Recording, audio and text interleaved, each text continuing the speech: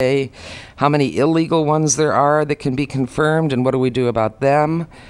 What about the 30-day loophole that the CAC recommended? There's a lot of vacation rental houses that pretend you have to rent them for 30 days, but they'll let you rent them for the weekend. They're not paying bed tax. They're on websites, and they're not a house that you and I can rent for a year because they've been taken off the long-term rental market. That's a big loophole. The CAC said 90-day minimum, and that would help get rid of a lot of illegal rentals. And how are they being counted in our survey? Even though I have photographs of them, I don't know if that's enough evidence for the planning team. Number 11, I say, how can you amend when the numbers are in question, and how do you justify rewarding individuals who are transgressors? Number 12, I have the same answer as 11. And number 13 is, when will the county finally do something to stop the unfair business practice that has cost the reputable inn owners tremendous losses of income?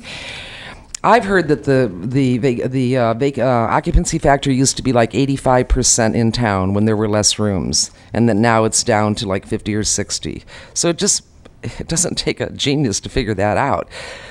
The less rooms there are, the more business for the people that are trying to survive. Will the transgressors be fined? How about fining them all the rent money they collected? That would be nice. A lot of money for the county, a lot more than bed tax. Or should those inn owners sue the county for not enforcing their own rules all these years? They haven't been protected. And don't offer them amnesty, please. Number 14. This is the one that really got to me the most, because this really reads to me as though it says, if you're doing something illegal, it's okay with us as long as you get a business license and give us some money. The wording here is so awkward that's the only way I can interpret that. If there's somebody doing something illegal, you shut them down. You don't give them a business license. I used an example with a friend the other day. I said, what if I open up a whorehouse and I start collecting 11% bed tax? Are you guys going to let me keep it open if I keep giving you that money? Will you let me have a license? I mean, there's really no difference. It's the same kind of illegal activity in a kind of roundabout sense. There used to be a lot of whorehouses in Mendocino back in the 1800s. Okay, that's all I have to say. Again, I want to thank Supervisor Pinches for giving us more than 3 minutes. Thank the planning team for all their hard work. Thank you, Mary. I'm sure my colleagues aren't thanking me for allowing unlimited time to be used, but was that any more public comment on this? Oh, okay. If you can keep it real brief, I'm going to be. As fast as I can. Okay. Okay, Wendy Roberts. Just a couple of things. A residence, as some of us at least know, is not defined by voting. It's not defined by a homeowner's exemption. You can have more than one. I think, we have to be cognizant of that. People who own property in Mendocino and live in Duluth have a perfect right to come and consider it their residence. And everywhere except Mendocino, everywhere else in Mendocino County, even a vacation rental is considered a residential use.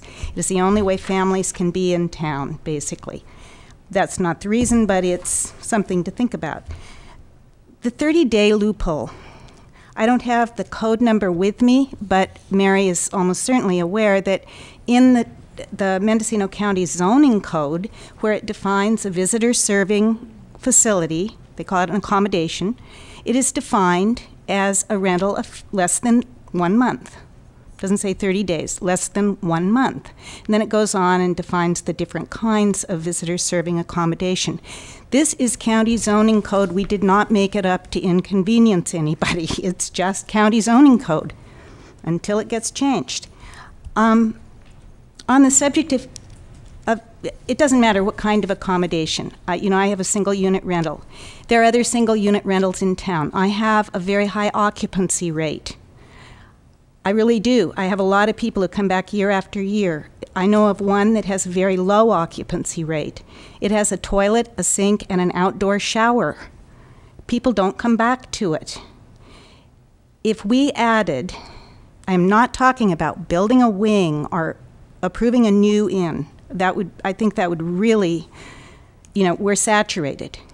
But if you're talking about existing rooms inside a building, such as a former owner's quarters, that somebody would like to apply legally to convert to a rental room, the only way this is going to affect the economy is that I've done it 3 or 4 different ways. On approximately 100 days out of the year, most of the inns are at capacity. That's the only time it's going to make a difference, because if my inn isn't full, having that extra room is not going to bring me more money, right? But on those 100 days, when I might be able to rent that extra room, it will bring me money, and that would be in the neighborhood of $15,000 to $20,000 a year revenue, with virtually no increase in fixed cost. If my inn is more attractive to consumers than somebody else's inn, so be it. Mine might be full, theirs might be less full. But that room is only going to make a difference in town on days when everything is full. But then, 15 or 20,000 with very little variable cost, there's a big difference in a small inn's bottom line. These places don't run with a big profit margin. So, I think we should allow the ones that have them to all apply to make their rooms legal for existing